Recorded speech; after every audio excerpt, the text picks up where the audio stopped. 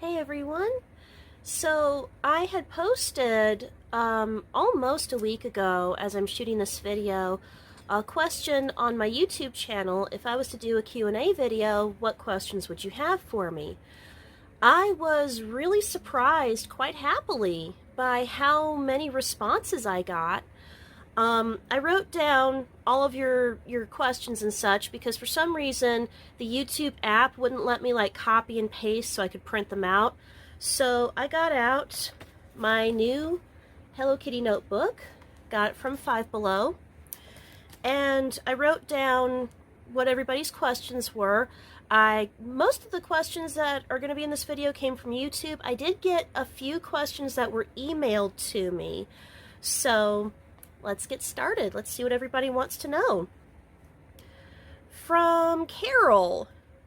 She sent in a couple of questions. A few of you sent in more than one question, and I appreciate that because that gives me more to do. Carol wanted to know, when is my next Ki-chan book going to be coming out? Fingers crossed, maybe this year. I was hoping when I started the Ki-chan Demon Hunter series to do a new book every single year.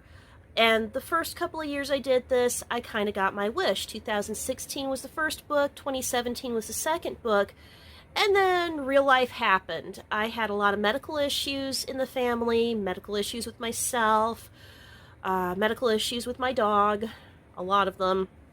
I moved several times. I had just about everything happen, and then I thought, okay, I took 2 years off from this. I only released Solstice of the Changeling, my second ever kids book. Ki-chan is not for kids. And I was like, okay, well, I've got some time now. I can go ahead and finish this book. No pandemic. So literally every time I try to finish this book, something happens. But I'm finally getting through. I would say at this point, I'm about 85% done actually writing it. And I've started to do some preliminary artwork. There is one piece of artwork that was on my blog a few years ago. I've since gone back and changed it, and I will release it when it's finished pretty soon. Fingers crossed sometime this year, but I'm not going to definitively put out a date until I'm confident enough that this book is ready to be read. Another big reason why it's taken me this long is because this is more of a world-building book.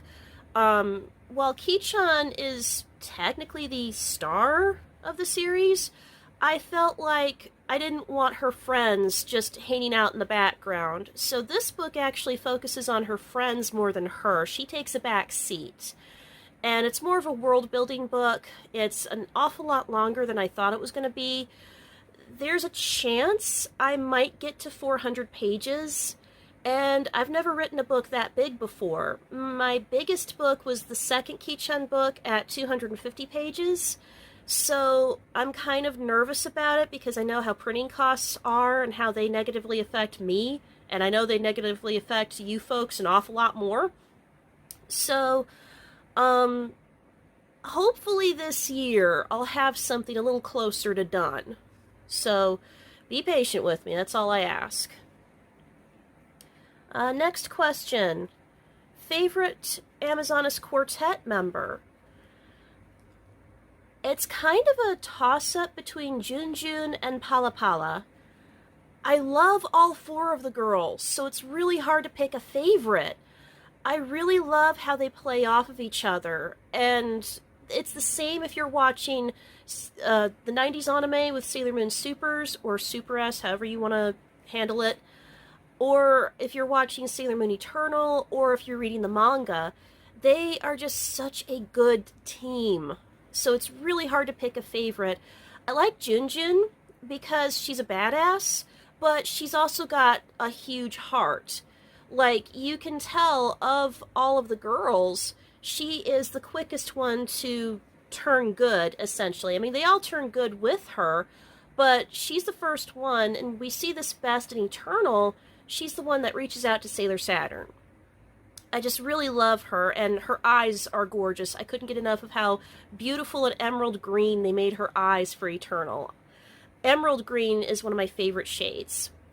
I love Pala Pala. I thought she was cute in the 90s anime, but I like her better in Eternal and in the manga, where she's the brains of the outfit. One thing that does irk me about the 90s anime, although I still enjoy it, is the fact that they depower the girls a lot. A lot of girl characters that were really super strong in the manga and were really smart come across as depowered and dumb in the 90s anime. Like, earlier today before I shot this video, some people were upset because in Sailor Moon Cosmos, they know that because it's going to follow the manga as it should, they know that the dumb but cute version of Sailor Aluminum Siren from the Sailor Stars 90s anime probably isn't going to be there. She's going to be truer to her manga self. Honestly, I applaud that. I hate the fact that in the 90s anime, they took this savage assassin from the manga and they turned her into essentially Pinky. I also hate the fact that towards the end of her cycle, I actually started to like her. I hated having to like her because that meant that I was going to be really sad when the inevitable happens and she's got to go. And yeah, when Galaxia, spoiler alert, kills her, I cried. And I hated the fact that I cried for her character, because I was like, when I read the manga, I was cheering for Sailor Moon to wipe her off the face of the earth. And now I'm sobbing over her character. It's not fair to me. But, anywho, I feel like Pala Pala had been depowered significantly in the 90s anime, and I feel like Eternal fixes that. I feel like Eternal exists to fix a lot of stuff that Super's messed up on. So, my favorite Amazonas quartets, it's hard to pick favorites, they're all good, but Pala Pala and Junjun are my two favorites. Next question from Mika. Mika emailed me some questions. Do you prefer Kousagi or Chibiusa? I'm not sure how to answer that one because I like them both so much. I mean, I devoted Moon Sisters to them. And by the way, Moon Sisters, as I'm recording this video, we're having some server issues. And we know what the problem is. It's going to be fixed, but there's going to be significant downtime for maybe 2 weeks, they said.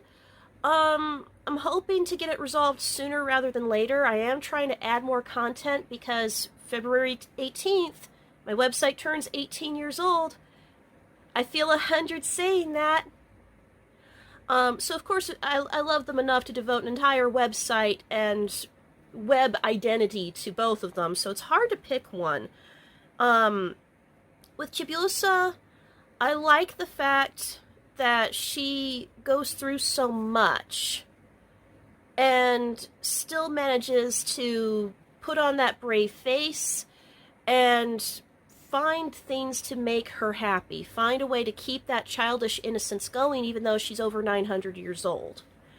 With Kousagi, she reminds me so much of Usagi. She's just like this tiny little tiny pixie version of her mom. And she's just so darn cute. You know, I felt so sad reading the manga, seeing that she has frenemies and not friends.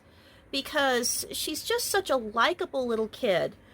I'm really not sure which of the girls I like more. I really hope at some point, if they don't do it here with, you know, Crystal Eternal Cosmos, I hope somewhere down the line there's an animated version of Kousagi somewhere, because I feel like she doesn't get enough attention, she doesn't get enough credit for being oddly resourceful, for being a first-time superhero, too. Like, she actually takes charge, if you think about it.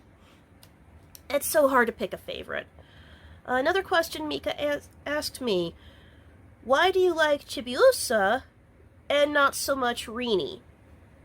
Very good question.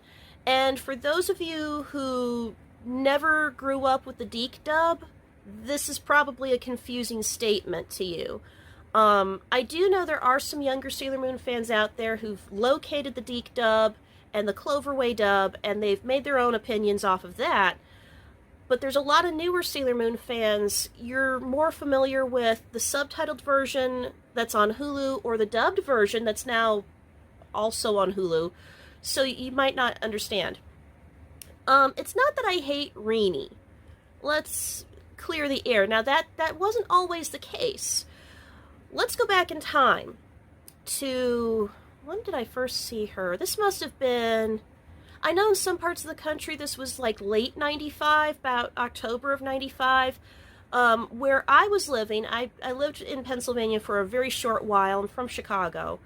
When I lived in Pennsylvania and Sailor Moon was on our syndicated WB station in Reading, it must have been 96 when I first saw Rini. So I was a little bit behind most of the country who'd already gotten used to Rini and formed an opinion. Because Sailor Moon back then, before it was on Cartoon Network, it used to be on different affiliate stations. So a good chunk of the country got it through Fox. Not necessarily the Fox Kids block, but they had it on their local Fox affiliates. Some of us got it on WB, some UPN, some mom and pop channels that are now My Network and CW stations. Long history, don't bother looking them up. Anywho, I got to see Rini a little bit late. When Deke, and if you can find the episodes online, sometimes through YouTube, and sometimes through nefarious sources. I'm not going to give you the site names because by the time this website goes live, by the time this video goes live, who knows? They might be gone. I don't know. If you see the Deke version, the first few episodes with Rini are unusually harsh. Like, when they dropped Chibiusa into Sailor Moon R, they made her sort of ambiguous. You don't really know if she's a good guy or a bad guy character. There's a mystery about her, and you don't find out until a few episodes later why she's acting out, why she's making life difficult for Usagi. There's a method to this madness. Well, in the Deke version, we have to wait even longer to find out what her true motive is. So, it wasn't really until the lost episodes of Sailor Moon, you know, they say 17 on the website, it's actually 18 because nobody counts the clip show episode, which does matter. It wasn't until the lost episodes popped up that I started to see the other side of Rini. So the first couple of episodes that Deke had, they made her extremely bratty. They gave her an extremely harsh voice actress. I'm sorry if you're a fan of hers, but I'm calling a spade here. She was a brat. Maybe she's a nice person in real life, I'm sure she is, but her characterization of Rini was so bratty. And the worst thing was, not only was she bullying Serena, you know, Usagi, but she would kind of get other characters to join in on the bullying. This was something not present in the Japanese version. In the subtitled version, when Chibiusa first appears, yeah, Rei is still bullying Usagi, and I still have a problem with that, but when it comes to Chibiusa, those first couple of episodes, they're like, we want to play nice with this kid, but we don't know where she came from, this whole from the sky bullshit, not for us, we understand. We want you to go easy on her, Usagi, because she's small, but I don't know if I trust those red eyes, man. That's a little freaky. Like, even Luna, in the subtitled version, at first, is a lot more patient. When Usagi is freaking out, instead of saying, "Oh, Serena, you need to stop that shit," no. Luna, in the Japanese version, she's like, I kind of agree with you. Something's not going right with this kid, but let's be patient. Let's see where the choo-choo train's going. Like, Usagi had more support at this point than Serena. In the Deke dub, everybody is taking turns. You should be nice to her. You should like her because she's small. She's right, you're wrong. Like, the fact that Serena is 14 and they think Chibiusa is a kid at this point, they feel like that's more than enough reason to justify the bullying. And it does get to bullying. I don't care how small she is or how young she acts, it does get to bullying. Serena gets gaslit so fucking much by her parents, by her little brother, by her supposed friends, that it just got very irksome, and I didn't appreciate that.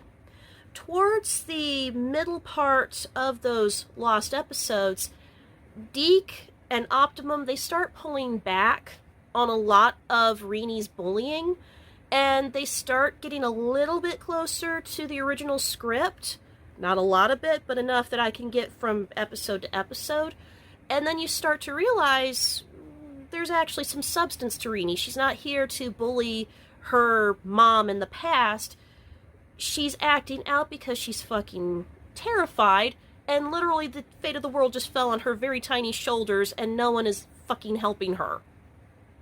So she gets easier to take after that. And then when Cloverway took over the dubbing for Sailor Moon S and for Sailor Moon Supers, they turned Chibiusa's they turned Reenie's personality back into Chibiusa, and they gave her this super, super cute voice actress that was super close to her original, and I became a huge fan. I was starting to like her at this point. This sent me right over. I was like, oh my god, you're so cute. I can't believe I ever hated you. So that's a big reason why I prefer Chibiusa over Reenie, is because it took such a long time for the dub to stop fucking over this character. Now, if you get the Viz DVDs, I don't usually watch the dub side that often. I'm spoiled on the sub. But if you watch the dub version from Viz, Reenie in those episodes, Chibiusa in those episodes, a lot easier to take. So this was more of a unique issue to Deke and to Optimum than it was Cloverway or Viz. So that was an awful lot of diatribe about Reenie, wasn't it? If you're curious, look me up on HubPages. There's a link somewhere below here. You gotta do some scrolling. But, like, I have an article on my HubPages account about the whole Reenie versus Chibiusa thing, but it's more about how newer articles are still calling her Reenie. Take that where you will. So let's move on. We've got several questions here from, a couple of questions here from Infernite Ninja 8792. If I said that wrong, please forgive me and please correct me in the comments. If I say anybody's name's wrong, please correct me. I don't want to be a butthead. Okay, so Infernite Ninja 8792 asks, will you sing Waiting in the Wings from the Tangled series, Nobody Like You, Four Town Turning Red, as Molly Baker? No.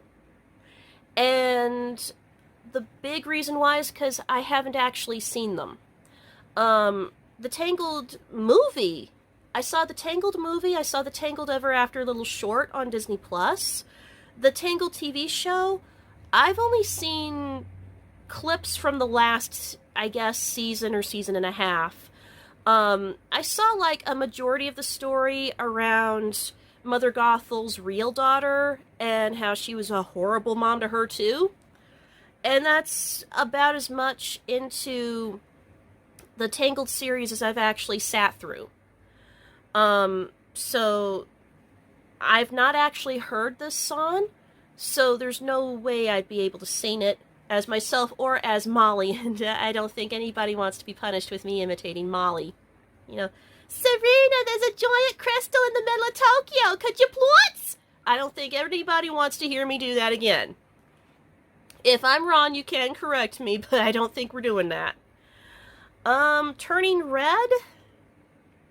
Although I recently wrote an article about Turning Red because I saw some stuff that, well, turned me red, I've actually avoided this movie like the plague. And you might think that's really weird because it is specific to my timeline. I am not very much older than the main character in Turning Red. If, in fact, like, I think in the movie there's maybe 2-3 years difference maximum between us in age. When where the movie takes place is right where everything Y2K era takes place, and I am obsessed with Y2K aesthetic. I didn't really like my teen and tween years, but I liked a lot of the stuff that came out during the teen and tween years for me. Let's put it that way. So, like, the music, the boy band that they have in this song, sounds similar to music I would have listened to when this movie takes place. She has a Tamagotchi. I briefly had a Tamagotchi. She's obsessed with Sailor Moon. Well, I won't ever stop being obsessed with Sailor Moon, obviously. There's an anime aesthetic. There's a lot of elements, and there's colors, even, in this film that I like. So you would think I would have been the first in line to watch this film, right? I've not watched the film yet. Maybe I'll change. I am in therapy. Reason why I say that is because the main character looks a lot like my stalker. An awful lot like my stalker, especially when she gets pissed, but not before she turns into the cute panda. If my stalker turned into a cute panda, maybe that would be a little easier to take. Maybe not. But because she looks so much like my stalker, and just like my stalker, she's so hard-headed, I got triggered. I'm going to be honest with you. I watched all the trailers, and I got triggered. And maybe if I continue going through therapy, I'll change, and maybe I'll give this film a chance, and maybe I'll find out there's something about the film I like. But for right now, I'm avoiding turning red like the plague. I don't want to sit through it. I don't usually like Pixar films to begin with. I find them to be too heavy-handed with their messages, and I don't have the same kind of fun that I did watching 2D animated Disney films. But who knows? Maybe a few months from now I'll have a different opinion and I'll be watching Turning Red.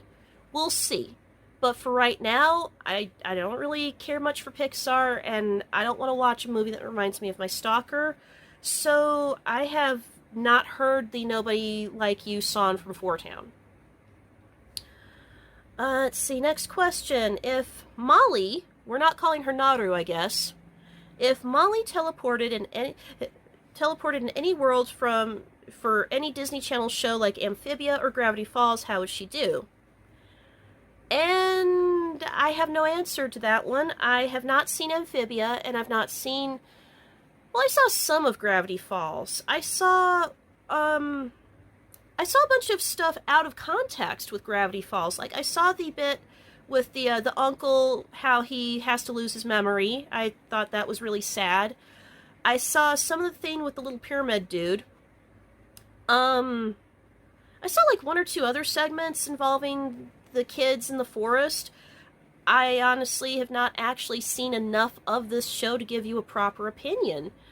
So I don't know how to answer that one. Amphibia, I'm mildly aware of because I have a friend who's die-hard into Amphibia and the Owl House, but I never watched those shows. The animation just didn't really strike me. You know, I'm sure the storytelling's great and all, just I haven't watched those shows, so I'm not sure how Naru would do in those universes. If how she does in the first season of Sailor Moon is any indication, probably poorly.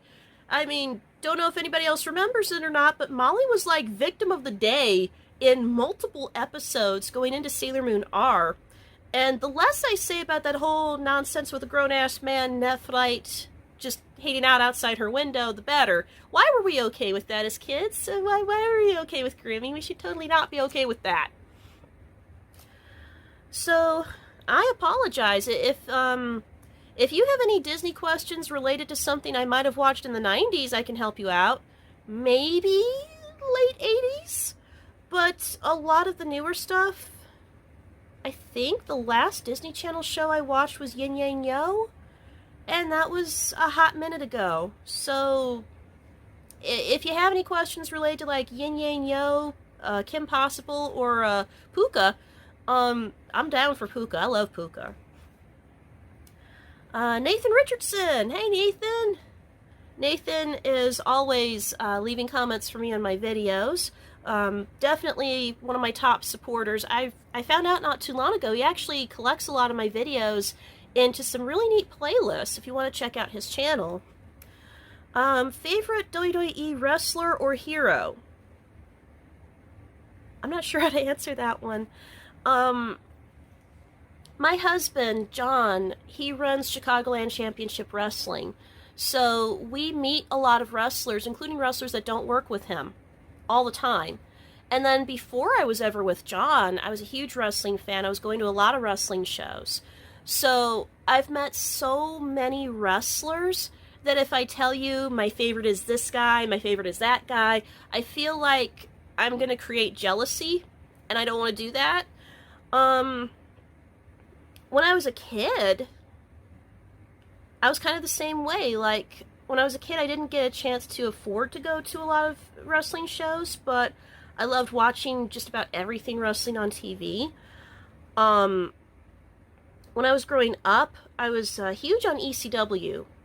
I was huge on Tommy Dreamer, Raven, Mick Foley. I love Mick Foley. Like, he's still one of my top favorites ever.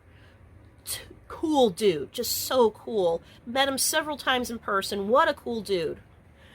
Younger than that, before ECW started, I remember watching, like, territory wrestling, WWF before it was WWE, WCW when it was still Jim Crockett Promotions. So there's, like, so many wrestlers to pick from. It's really hard to pick a favorite. Wow. Another question I don't know how to answer. I need to get better at this. If you guys want to keep sending me... Sorry, you folks. If you folks want to keep sending me questions, please do, because maybe I'll be able to answer some more. Sorry, Nathan. I can't think of any. Please forgive me. Let's see. Hoverdork121 sent me a whole bunch of questions. Let's start with an easier one. Favorite Sailor Moon episode and or movie? There's a couple of episodes I really like. This is going to sound really dorky because I'm 36 and you guys should think, like, I'd be over this by now. I actually get, like, really nervous whenever I have to go to the doctor's office or to the dentist. So one of my favorite episodes to replay is the dentist episode where Chibiusa and Usagi, they fuck up their teeth, and Mamoru has to take them to the dentist, but Pala Pala is behind the whole thing. Well, the dentistry, not them fucking up their teeth. They did that on their own.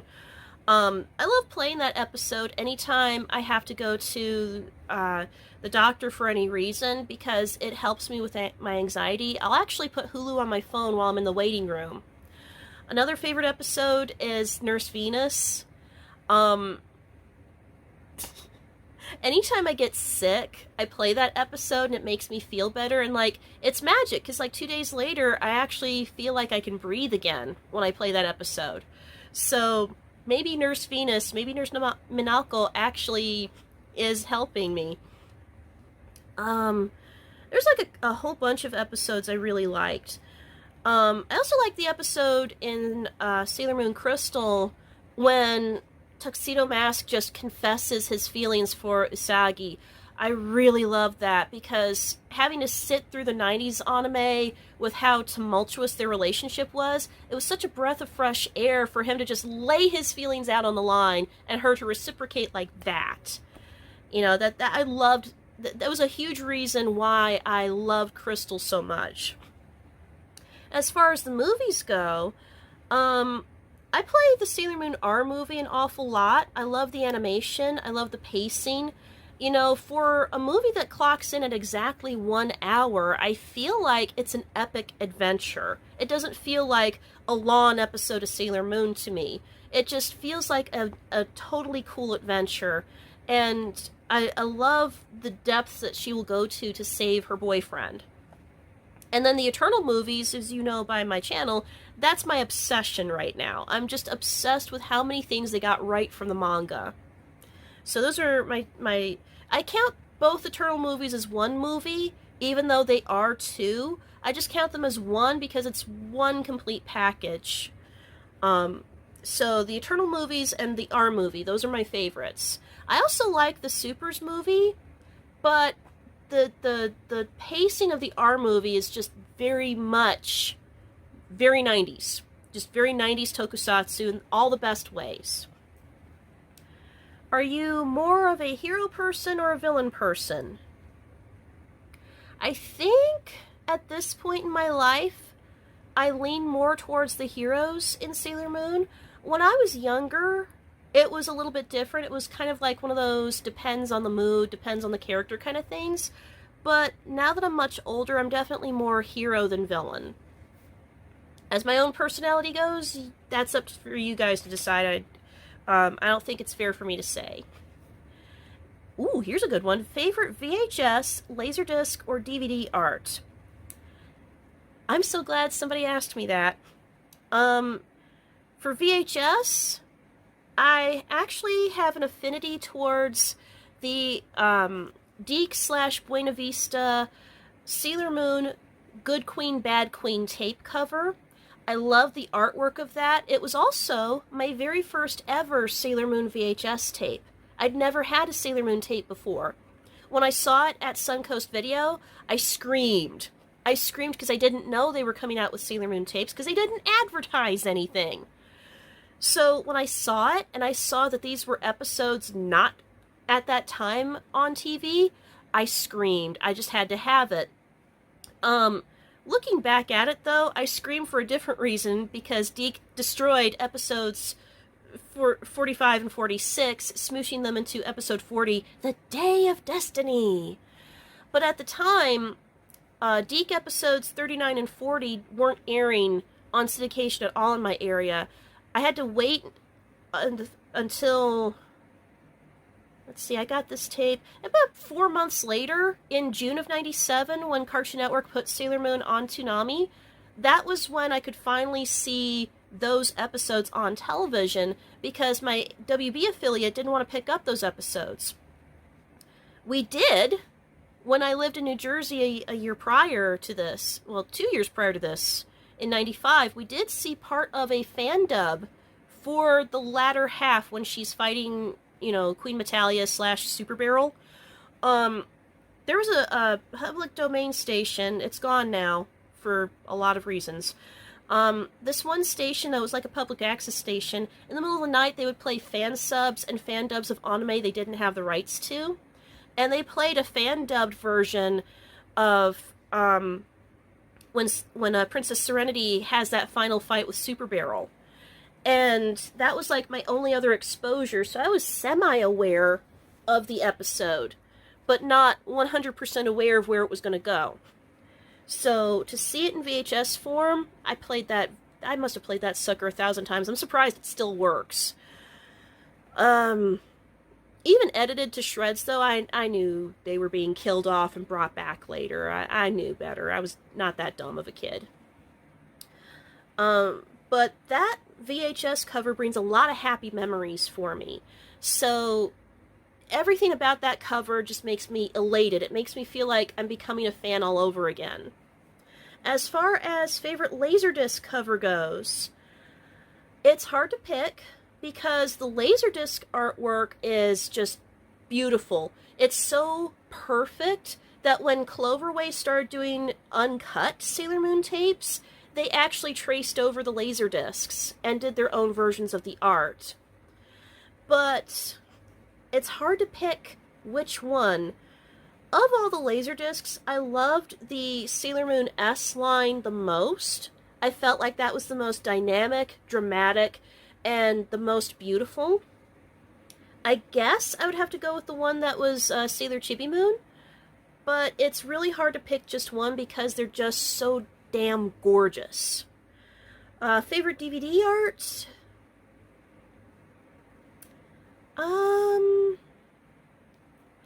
For favorite DVD art, I'm gonna go with a surprise choice, and that would be the Viz Media DVD art for the Sailor Moon Supers movie, because if you buy the DVD and you go inside the insert, you can actually turn the insert around and show the original Japanese artwork on it. And I've always loved the poster for the Supers movie, so I guess I would choose that one. Let's see, which Sailor Scout suits you? I think that's going to be a toss-up at this point in my life between Sailor Moon and Sailor Jupiter.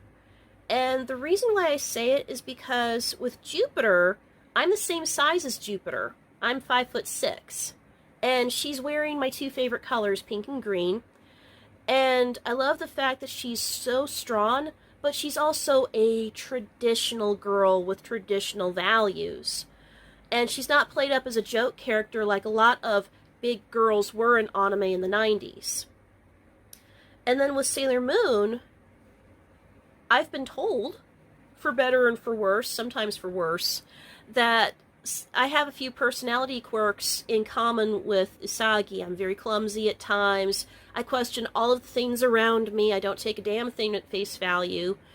And family dynamic-wise, just like Usagi, I grew up with mom, dad, little brother in the household.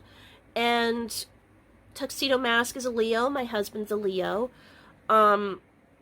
He's had an awful lot of shit happen to him with his family life and his memory. So did my husband. So I feel like I have a lot of those dynamics in common with Usagi. So I guess that would be a toss-up between the two of them. Any fictional crushes? You know, not really. I think when I was 10, I might have had a little bit of an interest in Tiger's Eye. Kinda, sorta. Like, I remember when I was a kid, I loved long hair on guys. And Kunzite, I kind of felt was off limits because of Zoe's sight. And at that point, I didn't really know about the whole thing with Sailor Venus in the manga yet. I hadn't gotten that far into the fandom yet. Nephrite, I kind of thought he was kind of creepy, the way he was with Molly. More so with Naru. I think at one point when I was 10, I might have had a little something for Tiger's Eye.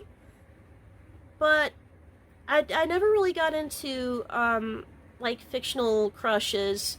Like, a lot of women my age, they have their book boyfriends or their fictional boyfriends that they crush on, and, like, they have their husbandos and their waifus and all that. I never really got into that very much.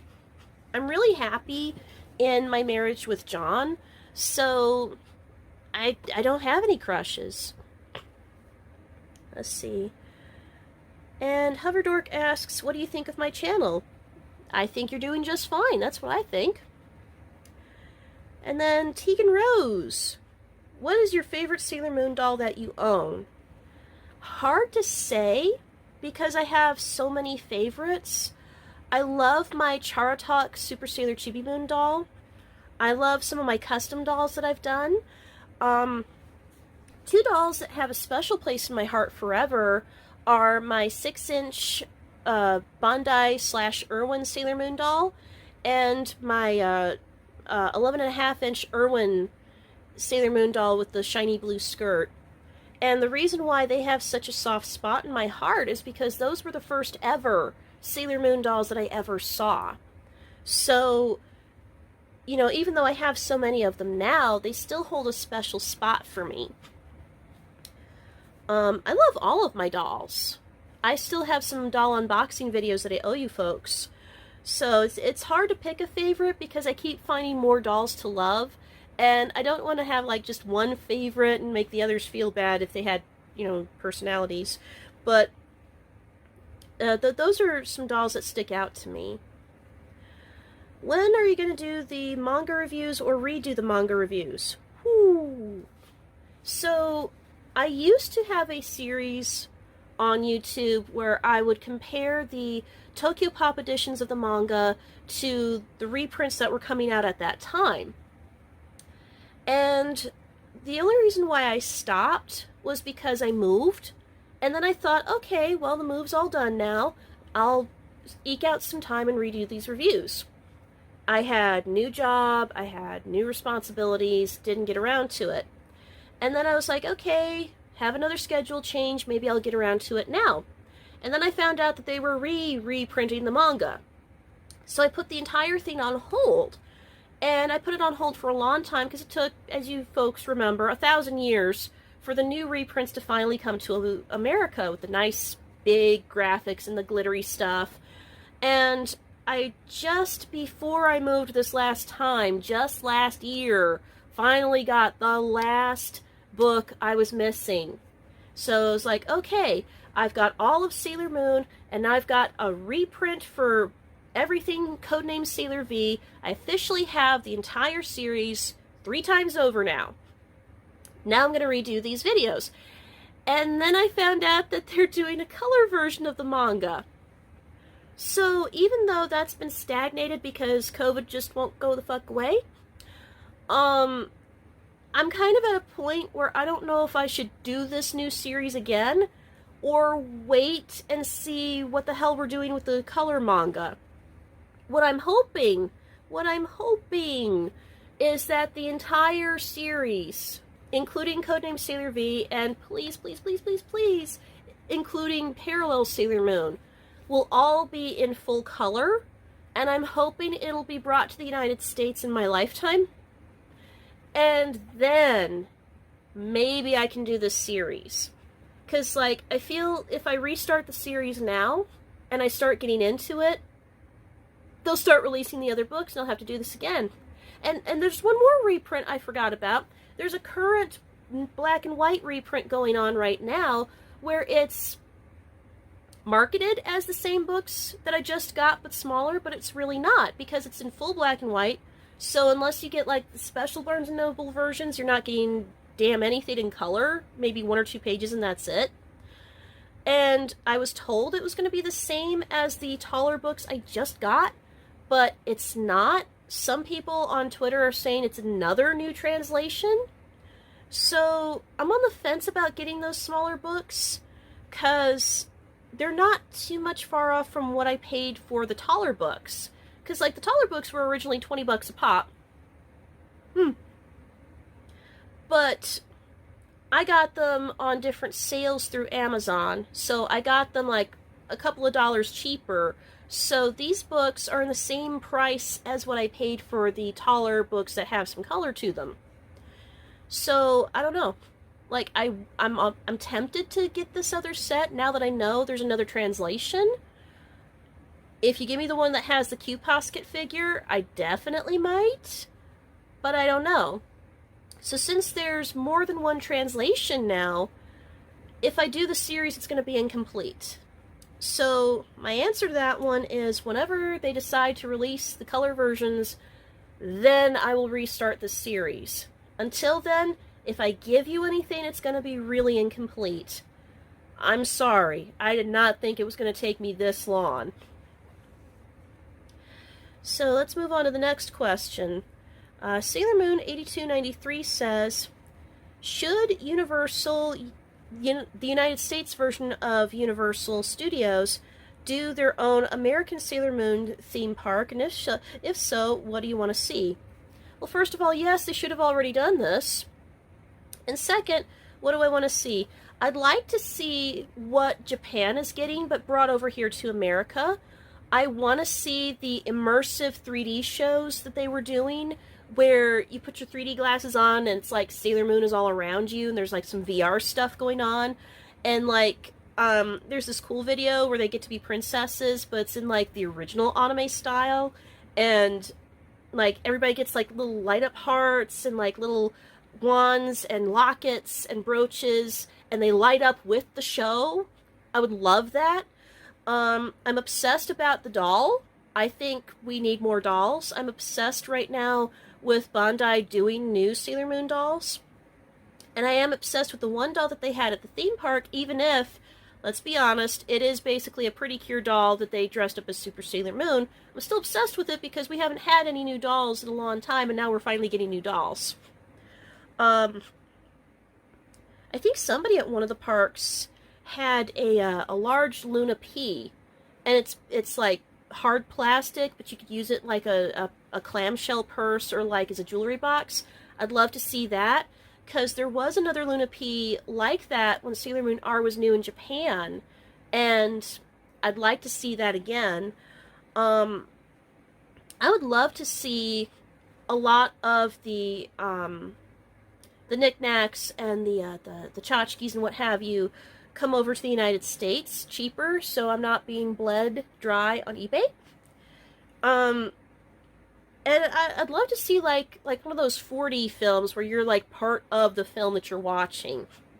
So I'd just love to see like a totally immersive Sailor Moon experience come to the United States. Why haven't we done this yet? It's been popular forever. Come on. And Sailor Moon for Life asks, what do you think about Ernest P. Worrell being Sailor Earth? Oh, Dwayne. Well, I feel like he is one of several of us in the pool. I tell people all the time, I am Sailor Earth number 104,224. Because when I became Codename Sailor Earth, that's how many of us online existed with the Sailor Earth moniker. When I used to roleplay on Gaia Online, I used to run into all kinds of Sailor Earths. There were like 4 that wanted to be Molly Baker, Naru Osaka as Sailor Earth. There were some who were like long lost, forgotten brothers and sisters to Tuxedo Mask. I'm not related to Tuxedo Mask. There were some Sailor Earths who were related to Usagi. There was one Sailor Earth who was actually Ko-Usagi from another universe. I thought that was really clever.